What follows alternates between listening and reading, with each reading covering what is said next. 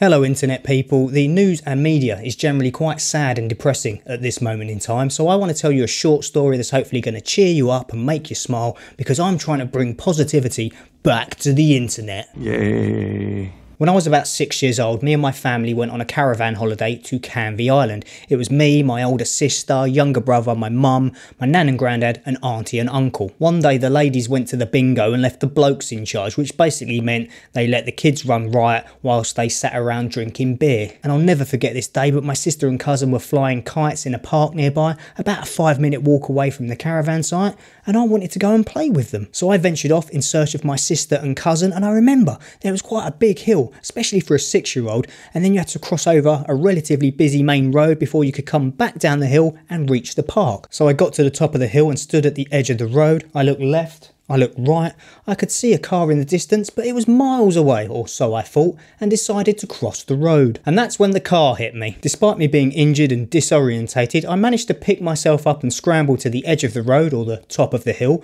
and I could see my sister playing with a kite in the distance. And let's pretend her name is Jezebel, and I screamed out, "Jezebel!" And of course she immediately turned around and saw what a state her younger brother was in and screamed, "Melvin!"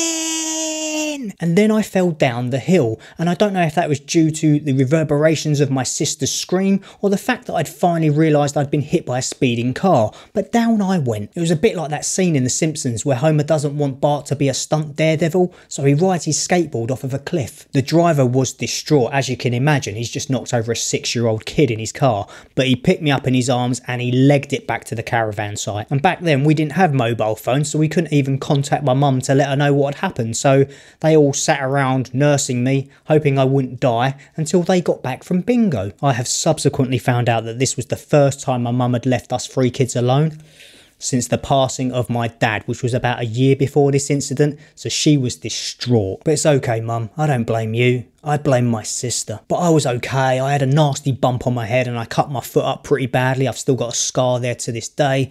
But yeah, I turned out alright, didn't I? Shall we tell him?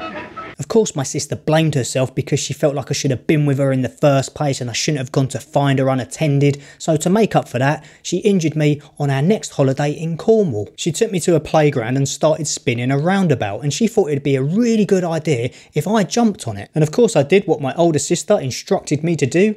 I attempted to jump onto a spinning roundabout, and it didn't end well. I slipped and fell, and instead of landing on the floor, I decided to hold onto the railing, so I was spinning round and round and round whilst the back of my head was dragging along the concrete. And this was the 80s, kids. There wasn't tarmac and spongy flooring, this was gravel. I finally let go of the roundabout, and whilst I was crying and my sister was crying, she put me on her shoulders and legged it back to my family. But I went to the hospital and they ended up fixing my head back together with a bit of super glue or Pritt stick or something like that, but I don't think there was any long-term damage.